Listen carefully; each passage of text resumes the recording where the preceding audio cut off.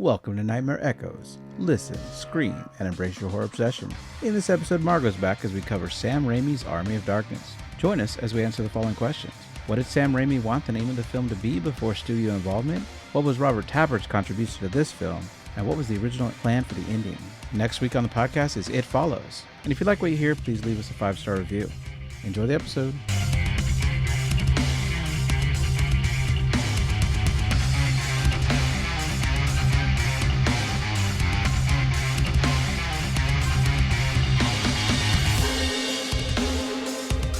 Hello, Margo. Welcome back to Nightmare Echoes. How's it going? Hello. Going okay. All right, we're continuing the Sam Raimi journey with Army of Darkness.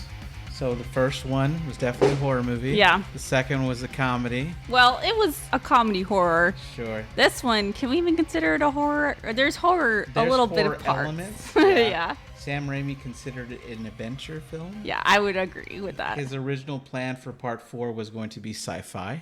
Funny. Did you see the alternate ending? I'm going way no. out of order. We'll talk about it when we get there. Okay. Yeah, it's.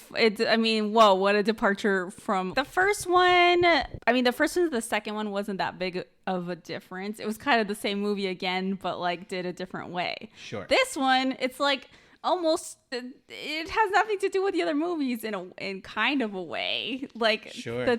The tone of the movie is so much different. Yeah, Universal Studios didn't want people to even know that it was a part 3. Well, yeah, it's called Army of Darkness versus Dawn of the Dead. Dead by Dawn was the subtitle of part 2. Evil Dead. Thank you. Oh my gosh. And Raimi's original title was going to be Medieval Dead. Oh, for that's this fun. title, right? That's what he wanted. He wanted Evil Dead 3, Medieval Dead, or something like that. So what was his vision was to just do different genres? Kind of, because every single movie. I mean, they're big filmmakers, and I know that even Bruce Campbell didn't want to always be doing the same genre, but they thought it was fun to keep this character Ash, who even Bruce Campbell thinks is ridiculous because he's a kind of a coward. He's not really your typical hero type, but we keep coming to him. In fact, there was a lot of things removed from the script and scenes that were deleted where he was more cowering. Like in the middle of the battle, he goes and hiding. He's like, I don't want to do this anymore, which is great. But I think the Universal was like, no, we need him to be somewhat relatable. So once he's had this shift, like, I'm going to help you guys. Yeah. You can't become a coward again. I kind of would have thought that was funny because I did think that the movie, and we're getting ahead of ourselves, that the first 2 movies, yeah, he'll like fight back, but a lot of it's like, and this one he's like, all right, I'm a badass now, and I'm like, what happened? Yeah, exactly. And so Bruce Campbell says that he was never the hero type. He was just the guy that you're left with at the end of the movie. Yeah. And so he's the one to follow because everybody else has been killed. That got through. Which is awesome. So we're going to continue this journey. The film opens up with Ash walking in chains. So they changed the ending of the last movie. A little bit. It wasn't that different. Yeah. Right. This is his life now in 1300 AD. He's being led by people on horseback that are whipping him. A little side note there, Sam Raimi in the commentary is like, hey, Bruce, how's your arm stuck in this thing if you have no hand? He goes, He goes, I don't know. I did what the director told me to do. He just pulled it right out. Yeah, exactly. I guess even if his one arm is free, like he can't do that much. His head's still in there, yeah. We get a flashback, and he worked at a place named S-Mart, which was based on Kmart, but for legal reasons, they couldn't use it, or they couldn't get the rights to Kmart. Yeah, it seems like they were setting something up because, I mean, there's something at the very end. I'm like, why? They made a big deal about S-Mart multiple times, and I'm like, why? It's just funny. But interestingly, that ending, like you're mentioning, was not the original ending. Oh, okay. But we'll get into that. Oh, yeah. But we get a third woman named Linda. And while they had the rights to the second film this time, they needed her to be in the S-Mart scenes. Okay. So they're like, well, let's just recast her. We've recasted her for every single one. And apparently Bridget Fonda was a huge fan of the series and asked if you ever make another one, can I be in it? And so he's like, oh, absolutely. And her part's really small, but it works. These are alternate universe versions of the same events every single time. Every single time. And Linda dies every single time. Cheryl got saved. Scotty got saved. His girlfriend, that I don't remember her name, got saved because they're not in the movie, right? Oh, because when part 2 happened, in this version they're not there. So they're not dead. I guess unclear if the archaeologist people were in this version, because in the flashback they were not there at all. Yeah. So maybe they got saved. But Linda just gets killed every single time. Yeah. Poor Linda. And he moves on lickety split.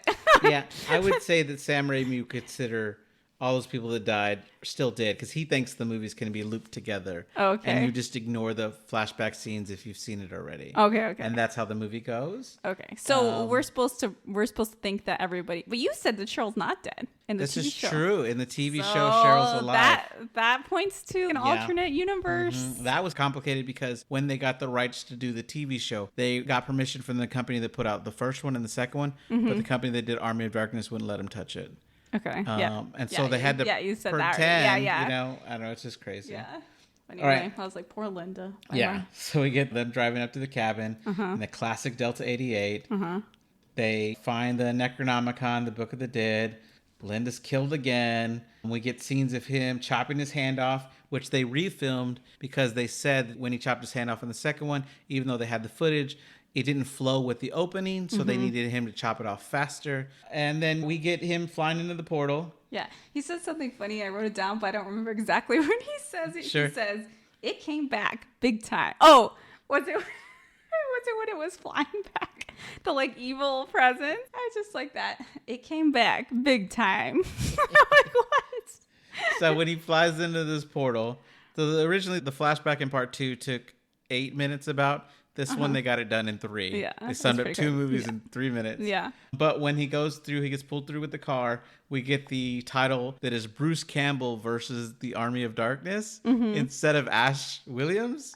No, I did not know this. Yeah, and then they thought it was just so funny because it's that's what people came to see. Yeah. They wanted to see Bruce Campbell. Yeah. So I think it was pretty interesting. They both land at the same time, just like in the flashback of the second one. Yeah. And these knights come up. He's trying to convince them he's not bad, but they think he's one of Henry's men. Yeah. So they arrest him and take him with them. Whoever Henry is. The last time they are like, he's from the prophecy, but in this time only one guy's like, he's from prophecy, and everyone's like, wise man. He's with Henry. Yeah, exactly. So they sentence him to the pit, and he doesn't know what that is yet. But I don't know. I thought that was really funny. Yeah. Send everyone to the pit. Yeah, we'll send him to the pit. It's just like this pit in the middle of the courtyard. It's very Star Wars Return of the Jedi. What's the thing's called? Something lack. The Sarlacc pit. Sarlacc pit, yeah. Exactly. Yeah. They lead him there. They're captured by Lord Arthur, and we get... Yeah. I thought that was going to be like a round table thing, but it wasn't. His name was just Arthur. Like it, yeah. Just Arthur, yeah. That's just his name. So they lead him back, and then we enter Sheila, who's played by Imbith Davids. She's from M. Night Shyamalan's Old 13 She's in a lot Ghosts. she's in a lot of things, yeah. She's Peter Parker's mom in the Andrew Garfield movies. I just laughed at the name Sheila. Yeah? I had to pause the movie and look up when Sheila was, like, when did people start using Sheila? Because I'm like, that sounds too modern. Okay. And Sheila came into England in 1066. So I guess... Yeah. I guess she could be named Sheila. Okay. I get what you're saying. Like, my brain's thinking, it wasn't used in the late 80s, but you're thinking because they're in the past. Set in the 1300s, and her name is Sheila. But yeah, okay, I guess it's in the realm of possibility that Sheila did make its way to England as a name. So I guess they're in England, unclear. So Sheila asks Arthur about her brother, and he says that her brother fell in battle just the previous night. So Sheila takes it on herself to start spitting on Ash, throwing objects at Ash. There's kids that are doing this too. I want to mention one part where they're trailing them in their chains or whatever, Henry and his men and Ash. Yeah. I don't know that I would have caught this except I had the subtitles on, but one guy yells, "Long live the king! We love him!" I was like, what? It might have been Ted Raimi. They kept throwing him in there. I think he plays like 4 different roles. In one scene, he's a coward, and then 10 seconds later, he's dressed completely different, and he's like, "I'll fight with you," and you're like, "Wait, what?" But it's pretty funny. Yeah. Yeah. So interesting behind the scenes though, when he's getting hit by potatoes in the head, that's Sam Raimi throwing things at Ash's head because he beat him up all the time in movies. It's funny in the commentaries, like, yeah, I was young then. I'm sorry for all that, but he totally did. He'd beat Bruce up all the time. He's like, he could take it. Was there a king? there was Lord Arthur. Was he a king? They didn't call him like King Arthur. I got confused by that too. They didn't call him Your Majesty. They just called him. I guess the king was just hiding in the hospital. Not the hospital. Maybe. I was just hiding in the castle. I don't know. Flashbacks will work. That maybe it was a script error. I don't know. Yeah. So they get to the pit, and Henry asks Ash who he is because he isn't one of his men. Ash asks, "Well, who's asking?" And he's like, "Henry the Red, Duke of Shield, Lord of the Northern Lands, and leader to its people." And Ash responds, "Well, hello, Mr. Fancy Pants." Yeah. So when they want to throw Ash in the pit, he like all of a sudden he's like, "Whoa, whoa, whoa! I don't know this guy." Yeah. Like tell him I don't know you. He's like, "I don't think he's gonna listen to me." So they throw him in anyway. Wait, first they throw some other guy in first. That's right, and his blood. And then there's out. like a spray of blood up into the air. Yeah, like Old Faithful. Yeah. Spraying in the air. So now Ash is like, oh, I don't want to go down there. They had one take to do that. They didn't know where the blood was going to go, who was going to get soaked. They were just, all right, we got to catch it on film because we could only do it once. Oh my God. When he gets in there, they throw... I think he gets knocked in by Sheila throwing a rock at his head. Right? Yeah, he's all swaying. He goes in there. He lands in some foggy water. It might be dry the water on the was top. way too shallow. He wouldn't. Yeah, he would have broken something by falling down that pit. But whatever. He looks around at first, but he doesn't see anything under this fog. Then we get this deadite woman that jumps up and starts to scare him, and they have this crazy fight. She's flipping all over the place, like she's like a gymnast. Exactly. Yeah. Exactly. She lands a shot in his crotch. Or like steps on him when he's on the ground in his crotch, something like that. He's not doing too well in this fight. And then the wise man comes up, throws the chainsaw that he picked up when he landed. And he's like, "Hey," I don't know what he calls him. He's like, "Foreigner" or something. He's like, "Catch this." And so Ash has this jump up into the air. Yeah, he leaps up in the air like he has super strength. Yeah. He flies up in the air and he grabs it. With the hand that doesn't exist. It just lands perfectly. Yeah, it like latches onto his nub. And so then he's ready to fight. Yeah. So he beheads her in no time. Yeah, I kept thinking, what is this chainsaw running on? Because it's just going and going. Oh, like he gassed it once and it never runs out? Yeah, it just doesn't run out. That's true. I didn't even think about it. And it gets water, gets in a lot of stuff, and it just keeps on going. I mean, it's a really good quality chainsaw for sure. Oh my gosh, that's pretty funny. When at first he chops off her hand before the head. Yeah. And it flies up and it lands on the mouth of one of the guys. And they all start laughing. Because it's funny. It's almost funny, like but I'm the guy gasped and it covered his own mouth, but the hand did it for him. Yeah. That was pretty funny. So he chops off the head. Then another deadite comes out of the wall and they start adding these spikes to the fight. Yeah, they're like, he's not dying. So they start closing the walls, the spikes on him. So he rips off his belt like some kind of Indiana Jones move on this rope that is making the walls close in to pull him up. And then this new deadite grabs him by the foot. He's the actor, Bruce Campbell, says that his shoulder still hurts to this day from this scene because he's getting yanked down by one actor and pulled up by a rope. Yeah, I thought that's a callback to the first movie where he lassos the book with that necklace because he's such a good lassoer. Yeah, we didn't have the necklace in this one. It was such a big deal. I guess there was no necklace. Yeah. Oh, man. Yeah. So even in the flashbacks. It really makes me laugh every time Ash all of a sudden he gets these crazy skills. Yes. Like he's flipping his gun all over the place and I'm like, when did these skills occur? Like all of a sudden. He's magical. So he finally gets to the surface.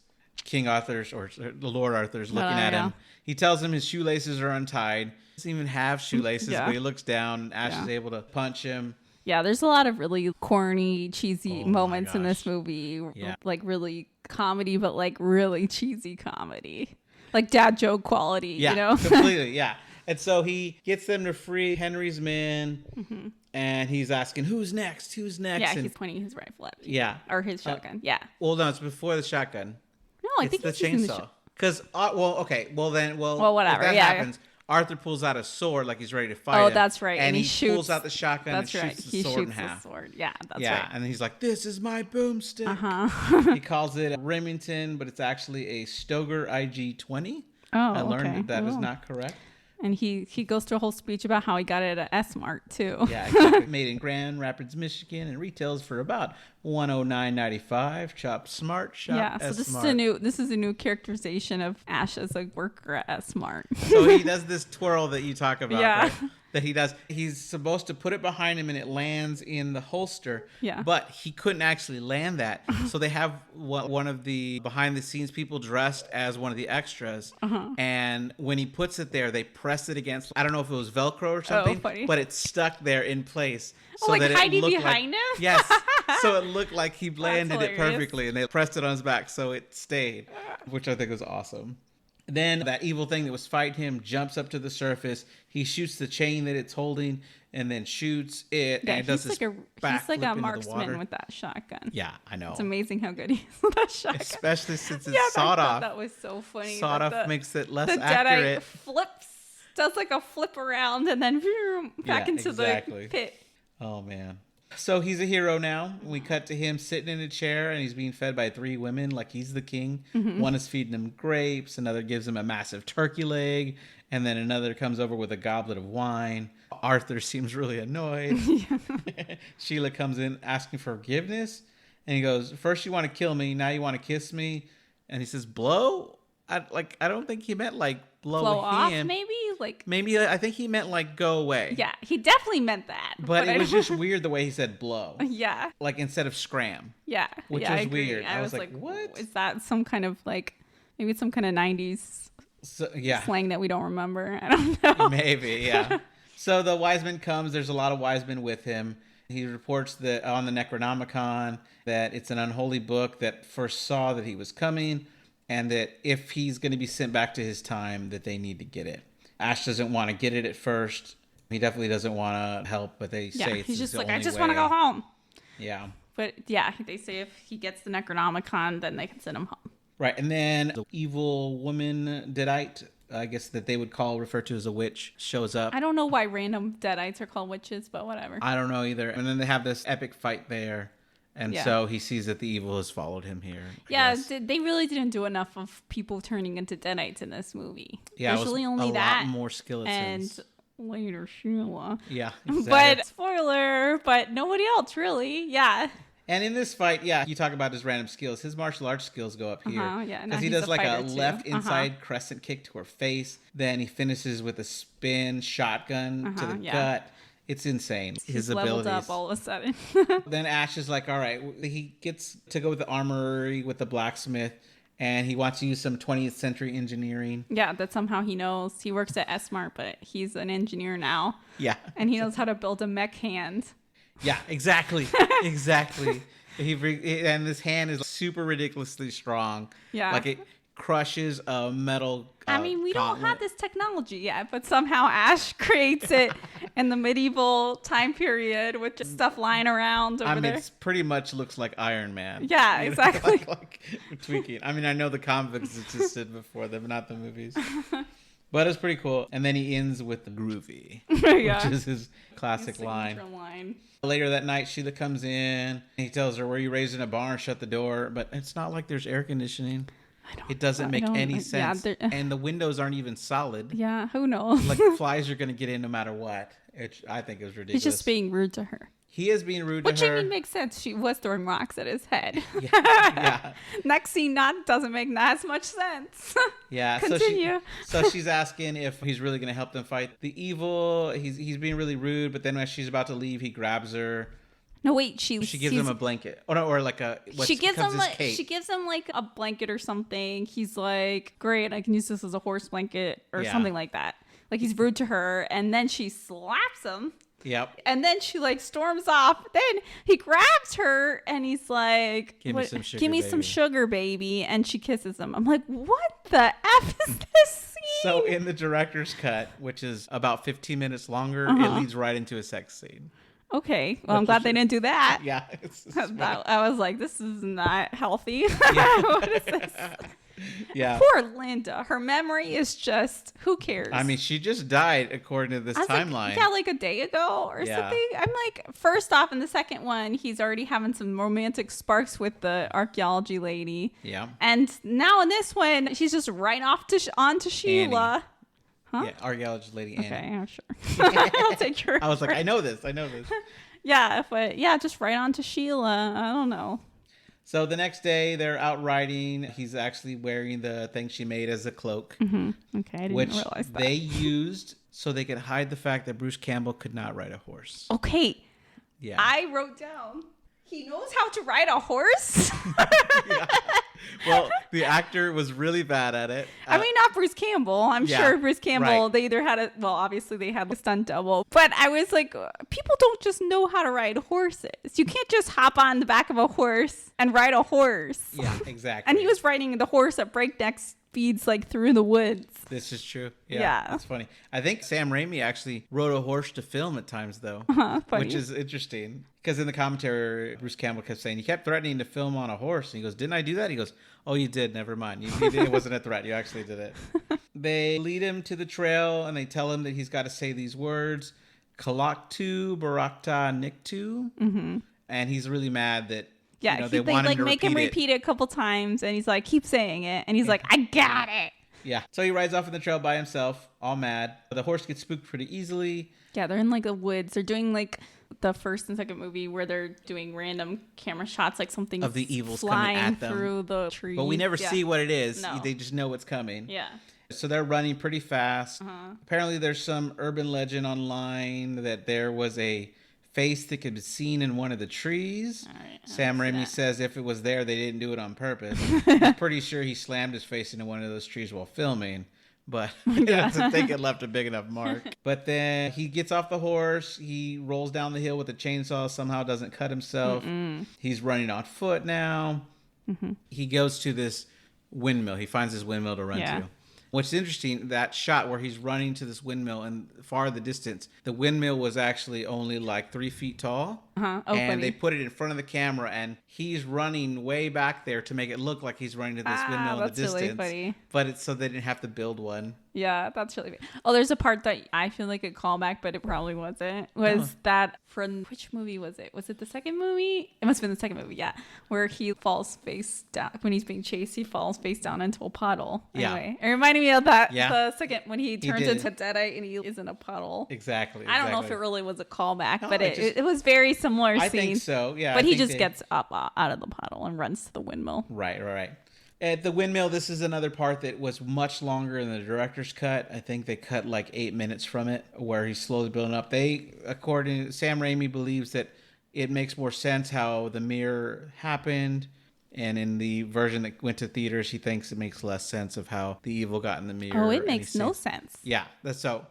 So Sam Raimi's right then. He had a much more scene where he thought he saw somebody, and then he looks in the mirror and it's evil, just like in the other movies when he looks in the mirror. Yeah. But in this one, the mirror's there. He runs at it, shattering it, and now there's a lot of little reflections of him, and so they start hopping out. Yeah, they had about 5 actors dressed up and they had all these prosthetics to give the Bruce Campbell chin and the Bruce Campbell nose so that it looked like him. And when he's running, when they're miniature, the one we focus on is always Bruce Campbell and the others running around are just extras. Random people. But it's pretty cool that I think the effect was done well. Yeah, this scene is real bonkers. It is. It's very Three Stooges. It's like this film goes off the rails, in my opinion, for a little bit on this part. I'm like, what is this? It ends in like Gulliver's Travels, kind of like him being broke down. So he breaks the mirror, the shards, and they each have like a perfect little reflection of Bruce Campbell. Yes. And then little Bruce Campbells come out of the little shards, and now they're 5 to 8 of them. Yeah, now they're like tiny little Bruce Campbell men. Yeah, except exactly like Gulliver's Travels, running around, and they're doing like Looney Tunes, like kind of like pranks on him. And he steps on a nail. Yeah, they like put a nail for him to step on. I don't know. There's like a lot of different... with a fork, like a ramming speed, but then he uses that to kill one of them. Yeah. I mean, he could just kick them, I feel like. But... So then he hits his head on a pipe. He lays his head down to rest on the stove, not realizing he's frying his face. Yeah. He has to peel it off with a spatula, something like that. No, eventually, they knock him down. I was like, if he really had to peel his skin would be peeled off, which it wasn't. So, exactly. Whatever. It was just for goofy effect. Right. That's interesting. That reminds me, I know you haven't watched it yet, Thanksgiving. There's a scene where a woman gets her face stuck to a freezer because it's wet, and she's thrown into a freezer door, and she's got to peel her face off. It's pretty gross. Ooh, can't wait. Can't wait. But so he wakes up, he's tied to the ground, just like in Gulliver's Travels. Two of the little mini ashes close his nose, so he has to open his mouth to breathe. One of them, from way up high, skydives like he's diving into a pool, lands in his mouth. Yeah, he like dives into his mouth. And that supposedly incites this thing where he starts to get cloned. He starts itching from his shoulder. He escapes. Yeah, this I don't understand where this is. I mean, I know what happens. I just don't like. There's no previous inkling that this possible thing could happen. Like, sure. And everything else, people are just getting scratched or whatever, and then they're turning into Deadites. Right. And yeah, this whole sequence occurs, which I start describing it. Sure. So an eyeball. The other thing is he to get at the thing that he swallows, he pours boiling hot water down his throat. I'm like, that wouldn't work. It would just burn your throat. But in the movie, it gets into his stomach, and the little thing's like, To do the effect, they actually put dry ice in water. Oh yeah, okay. Which they said was safe once it's already been dissolved in water. It's funny because they have like all this stuff like, don't stick your hand in dry ice because it'll freeze. No, that doesn't actually happen. You have to stick it quite a long time for it to actually freeze. It's not going to instantly freeze. Right. Anyway, go ahead. So his shoulder's itching. He looks, and there's an eyeball there. We get a cut to outside before he runs outward, saying it's getting bigger, and that's just because they couldn't afford to make a head slightly growing. And so when he runs outside, there's already another head and torso out of his body. It's like starting to look like a conjoined twin situation. Yes. Yeah. They start crawling around the ground together. It's so silly. And then they finally split. And it's pretty goofy. They're like, he's like, who are you? He's like, I'm badass. You're good ass. Yeah. You're a good little two-shoe. Yeah. Well, not really. I know, right? Which is funny. Bruce Campbell joked in the commentary that's how Sam Raimi treated him all the time. You're a good little two-shoe. So they threw that in there. They fight for a little bit, but then Ash is able to blow his head off with the gun. Yeah, I think he says something like, you're the gun. And he's like, does he say something like, I'm the guy with the gun or something like that? He goes, good, bad, I'm the guy with the gun. That's it. Yeah. Which I think they did like 5 different takes with a bunch of different lines. And this was the line actually picked out by Universal. In the director's cut, they used a different one, even though Sam Raimi says, it's not as good as the one Universal picked. Okay, but sure. This is the director's cut. What they call director's cut is the film that they submitted to Universal before they edited like crazy. So he just wanted people to see it. Good ass drags Badass back to the windmill, chains him on a table, pulls the chainsaw out and chops him in pieces. He starts chopping him up. And when he's in the ground, he's telling him that he'll never win. He's burying him. He like bundles his body up in like a sheet or whatever, and then he throws his head in. Yeah. Yeah, and the head is like taunting him, saying he'll never find the Necronomicon. And he goes, "Hey, you got something on your face," before he throws dirt. Yeah. If only they had that bone spear. Yeah. I was wondering where it was in that second movie. I think it did appear at some point. Yeah, it was big because they should have brought it. The hand killed Annie with it. Yeah, I know. Ash's evil hand. So he should have grabbed that stupid spear. He was trying not to get sucked into a wormhole, Margo. I mean, he should have put it in his belt loop or whatever. Yeah. Who would have had to pull out of Annie's back? She was dying with it in her. Sorry, dead. All right, so then he rides off again. He rides I was like, where'd the horse come from? The horse ran away and then it just came back home. It came back home. So he rides the horse to the graveyard. It's pretty creepy. He takes a walk up to this platform to find the book, and he finds that there's 3 books. This was a little comical.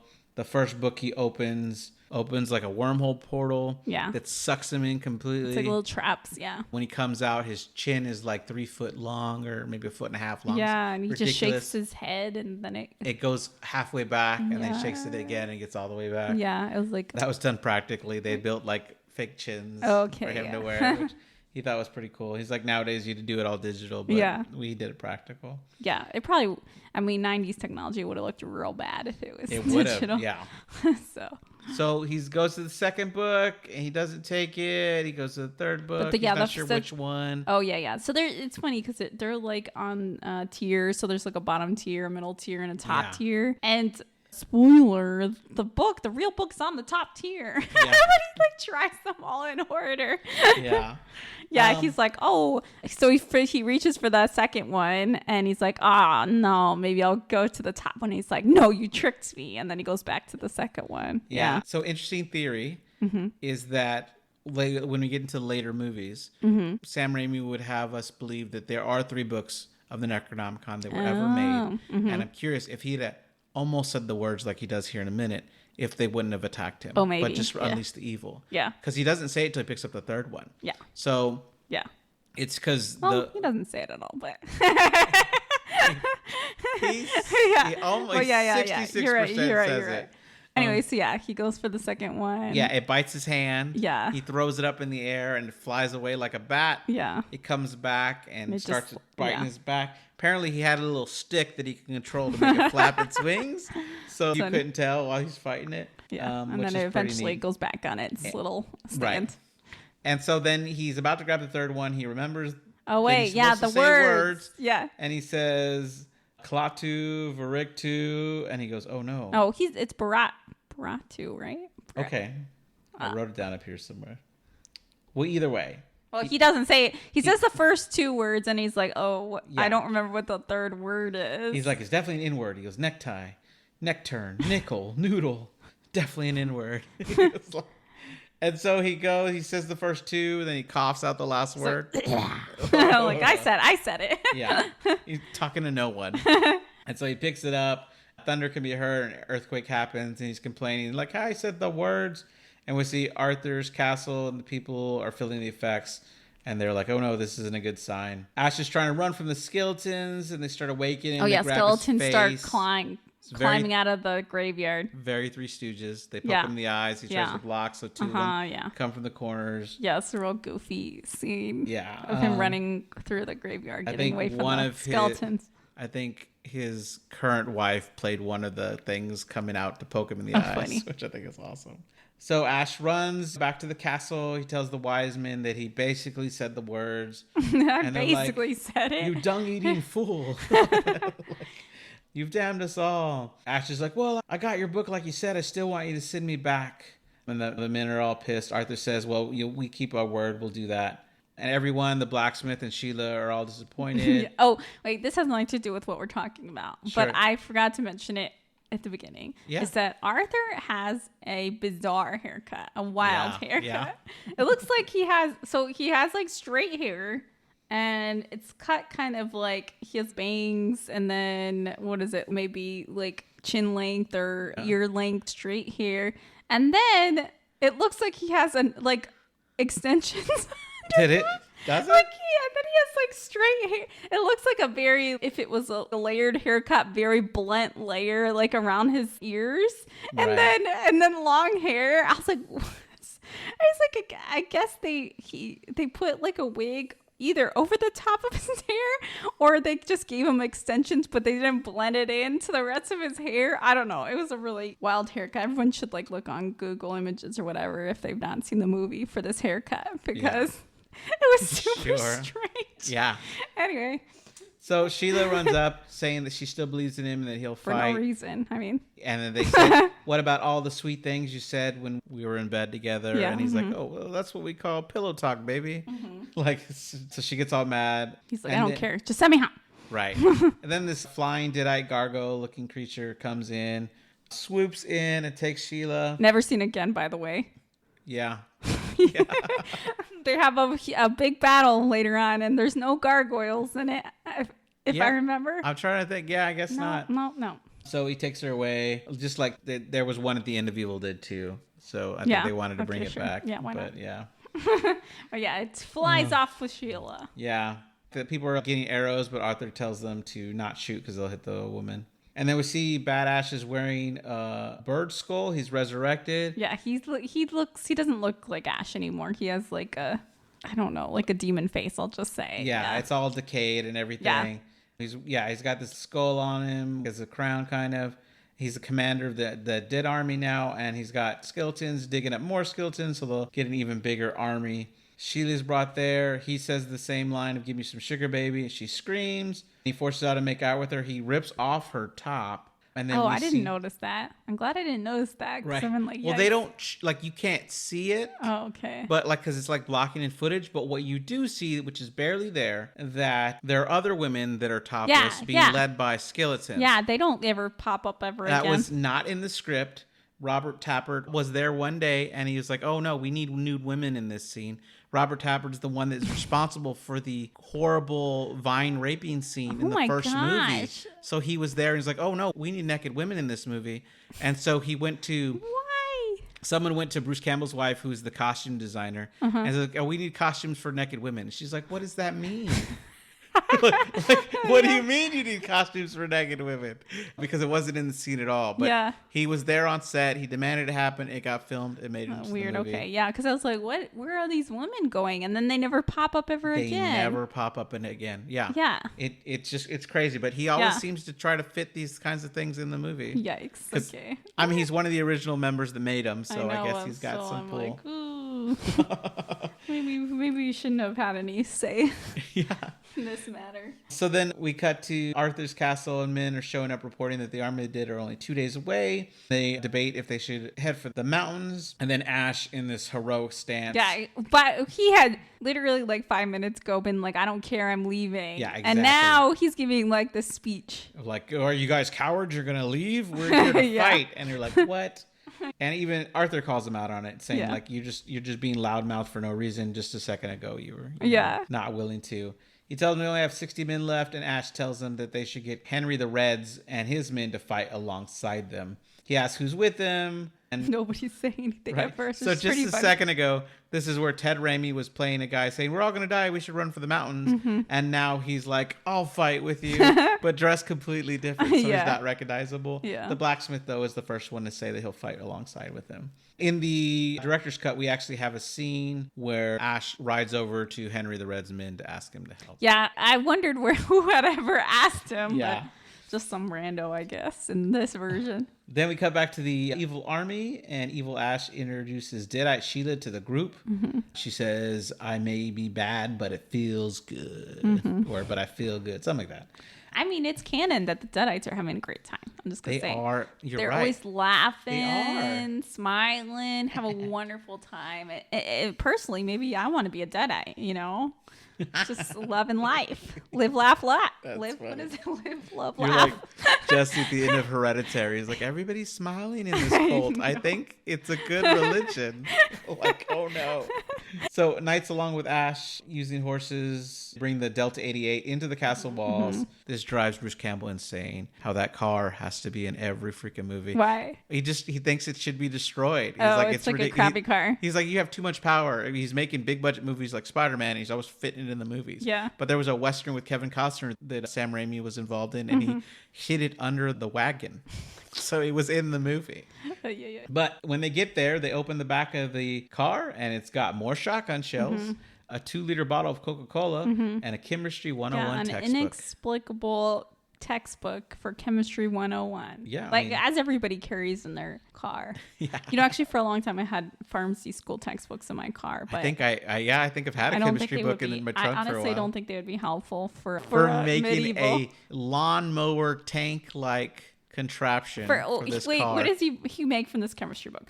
Yeah, one, he tricks out his car to make it like a tank, and it has like this flippy blade thing. Propellers in the front, yep. Like knife blades. What else? He creates bombs somehow. I'm like, in no Chemistry 101 textbook does it tell you how to make bombs. Yeah.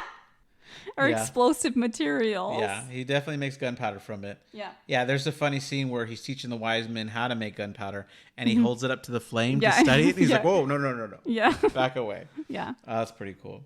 And then he's teaching the men fighting techniques. Somehow he knows how to do that too. Like spear fighting techniques. I guess you learned that in S-Smart training. Yeah, either that or from the movies he's watched. I don't know. It doesn't. Not explained. All right, then we get men coming in that said the Deadites are approaching. Ash has a voiceover saying, maybe you, my boys, can stop me from getting the book, and maybe I'm Chinese jet pilot? I don't remember whatever. Oh, yeah, he says, I'm a Chinese jet pilot or fighter pilot or something. In other words, like, no way. Yeah.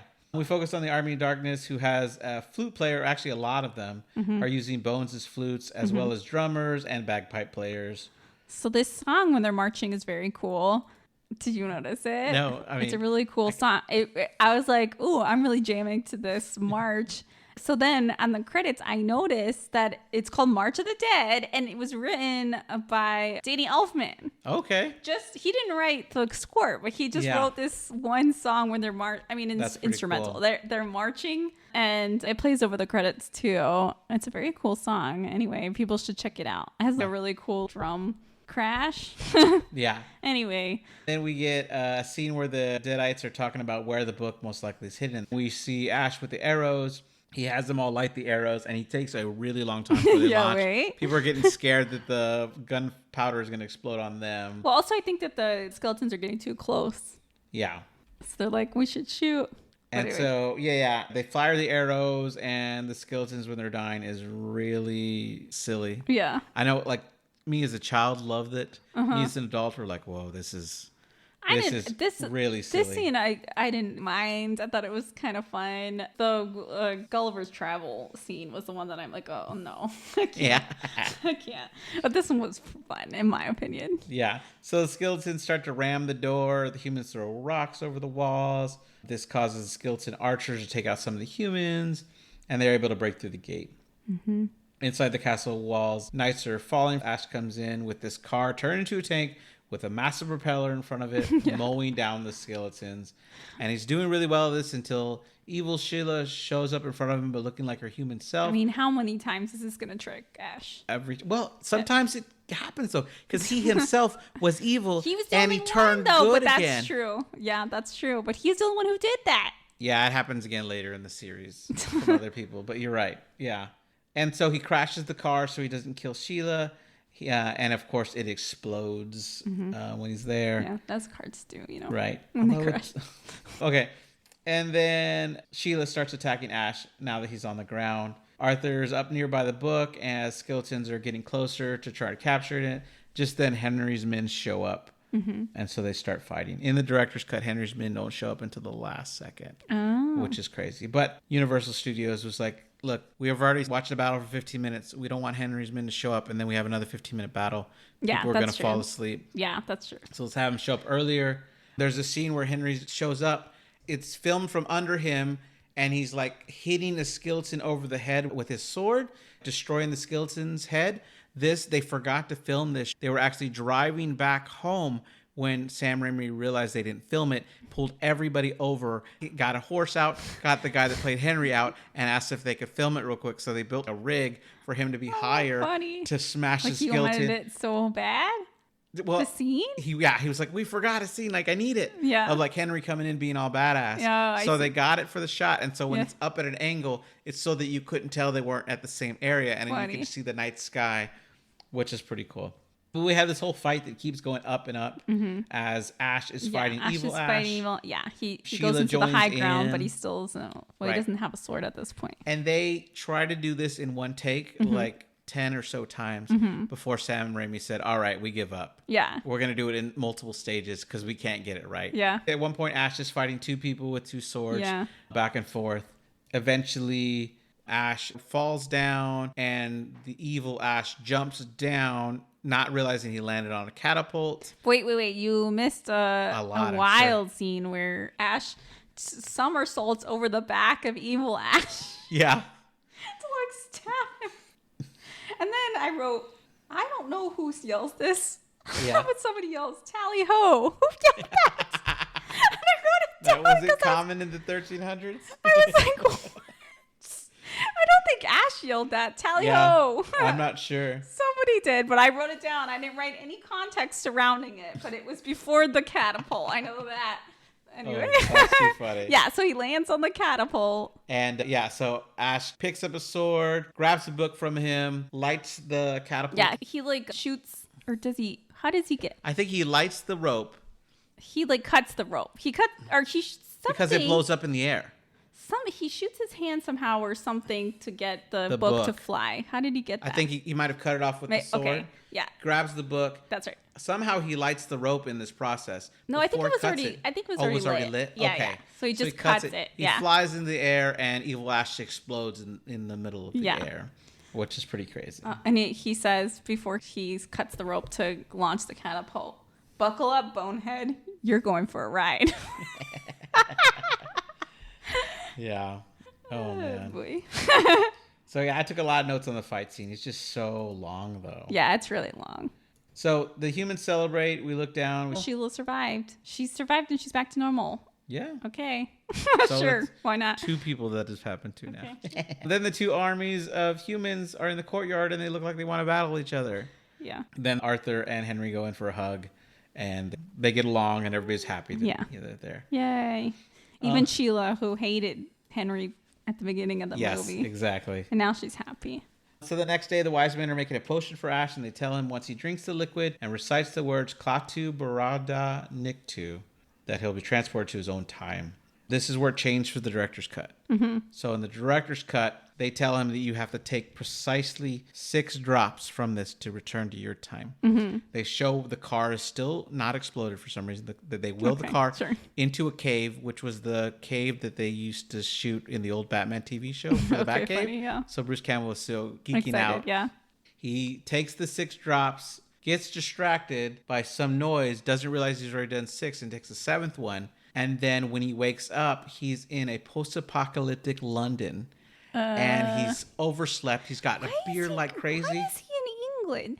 I thought this at the very beginning because I'm like, if it's just sending you back in time, shouldn't you be in like America? I guess wormholes could open anywhere. But yeah, I guess. Yeah, it did make sense. But so he woke up in a post-apocalyptic London, and Sam Raimi's original plan was for Part 4 to be a sci-fi movie where it was Ash leading an army of robots against the Deadites. That would have been fun.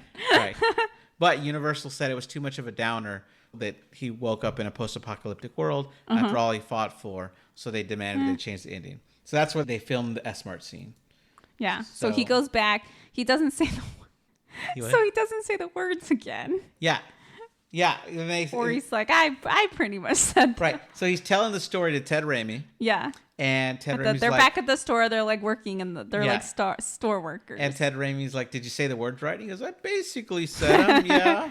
And then this woman comes up, played by Angela Featherstone. She's just credited as Girl in S-Mart. She's like, hey, I kind of like that story of you could have been the king. It's kind of cute. So Angela Featherstone, they were filming it on like Thanksgiving Day or Christmas Day or something like that because they needed this, like Universal demanded a different ending. Okay. So everybody left Hollywood because it was a holiday and they were like, we need any actress. Mm-hmm. And when they called her up, she is like a starving artist. She hadn't had a paying job in a while. Mm-hmm. Her only question was, is there going to be food there? Because she hadn't had like a real meal in 2 weeks. Yeah. And so she took the job because they were going to feed her. Just for the catering. But she still got paid. She was happy to get paid. I just think it was so funny that's why she took it. But Ash is flirting with this woman. Another Deadite woman appears. She punches Ash, sending him flying into sporting goods. She picks up a cash register, is about to smash this woman over the head with it. Yeah, at this point I stopped the movie to check how much time left because I was like, what's happening? Why are we starting like a whole new movie now? Yeah. But it was only like 5 minutes left. Yeah. So, he pops out of the sporting goods section with the shotgun. Yeah. He starts He's like in a wall of guns behind him. So yeah, it's pretty crazy. Yeah, I mean, there's just like a trampoline scene where the Deadite jumps over a trampoline. Mm-hmm. He fires the whole time. He eventually kills her. He spins the shotgun. He's like, hail to the king, baby. Grabs the girl, kisses her. Yeah. And the credits roll. So I guess we're meant to think that the evil has come back with him. Yeah. Because he didn't say the words correctly. Exactly. And we waited years and years for there's like a TV show, sequel. Right? Yeah, a TV show happened. Mm-hmm. The 2013 was the next movie that came out. There's another movie? There's 2 more movies. I didn't know that. Yeah. Oh, okay. That's funny. But one quick note is that shotgun, it's in like an 1892 saddle ring trapper loop handle shotgun. It's supposed to fire 13 rounds, but somehow Ash fires 37 rounds. Oh, that's the other thing is that I kept thinking in medieval times, like, how is he firing so many times? You never see him reload. Yeah, but you find out that there's plenty of shells in his trunk. Yeah, for some reason, there's a lot of shells in his trunk. Even though he got the shotgun from the house, from the cabin, but he just happened to already have shotgun shells in his car that fit that shotgun. Uh-huh. Yeah. Sure, okay. I mean, he's got a lot of weird stuff in that trunk, like a chemistry book and who knows what else. So Ted Raimi played a cowardly warrior, a supportive villager, S-Mart clerk, and a brave fighter. Brave fighter, I like one time where he's like right behind Arthur. he's fighting as like an extra and he's killed right behind Arthur. And he's like, I just thought it pretty cool.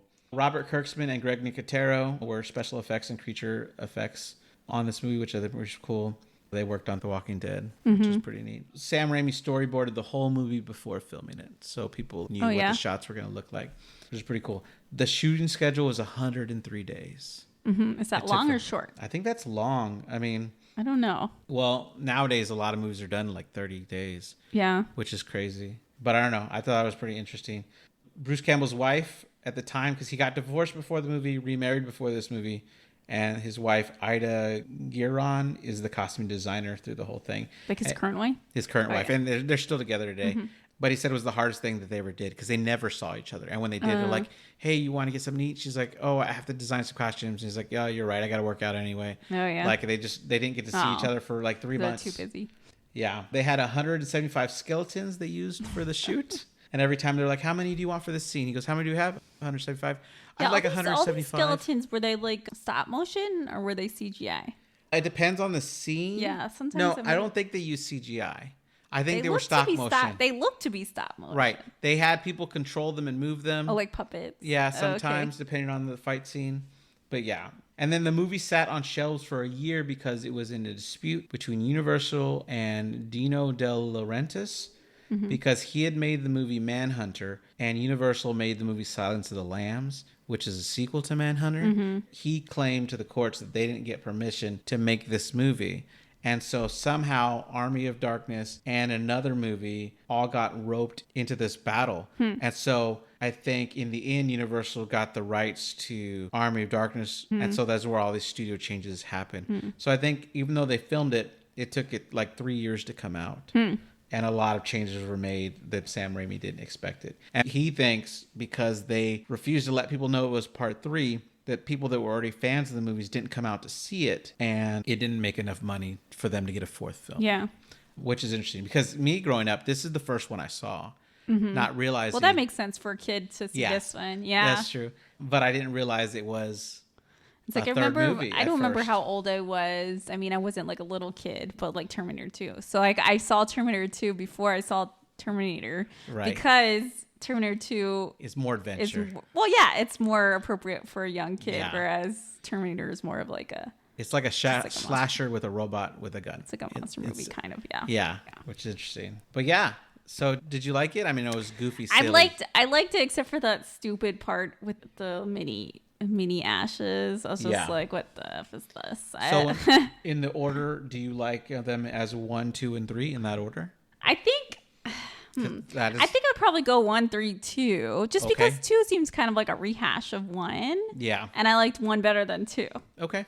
Yeah, except I want to completely excise out the whole scene with the Gulliver's Travel thing, because I was like, yeah, I really hated that scene a lot. I really hated it. But the rest of it was, I think there's like a line, right? It's like really goofy and like campy. Yeah. That could be fun. But to me, that scene was like, oh, no. Right. And it was like 8 minutes longer in the director's cut. It was already too long. Yeah. I was like, and it had nothing to do with the previous lore. Yeah. I'm like, what is this? Like, cool. I don't, if he had just somehow gotten like scratched by Deadite or whatever, and then like that had grown like an evil ash, that I would have been on board for. I'm like, okay, cool, this is interesting. So I wonder if I'm making up lore kind of to make it make sense. Is that the evil is more powerful in the 1300s? Sure, but it's trying to come back in modern times. I don't know, whatever. Yeah. I mean, I like really hated it. But if you take that scene out, then I liked it. Yeah, it was fun. Right. Okay, cool. All right. Well, thanks for listening, guys. If you like what you heard and you want to hear more, please like and subscribe. Please give us a 5-star rating on Apple Podcasts. We come out with a new episode every Monday. If you want to follow us on Instagram, we're at Nightmare Echoes Pod. Thank you, Margo, for being here. Bye.